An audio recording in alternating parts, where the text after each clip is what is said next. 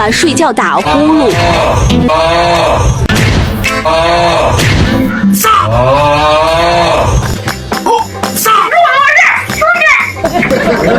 The next day。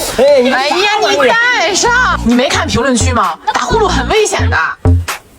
它会导致呼吸暂停，然后血氧就会下降，你的身体长期处于缺氧的状态，就有可能引发更多的疾病。我也是研究了很久才给你买的这个，它可以调节你睡觉时的呼吸状况，配合血氧仪还可以监测你整晚的血氧变化和呼吸数据，并且生成报告。你看，这人家用了几天的报告，治疗效果真实看得见。但是这个怎么睡觉啊？哎呀，你就带上吧，这个一点噪音都没有，带上自己启动，摘掉了自己就停止了，特别方便。快点，睡觉。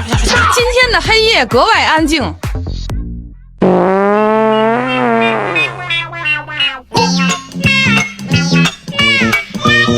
这什么玩意儿？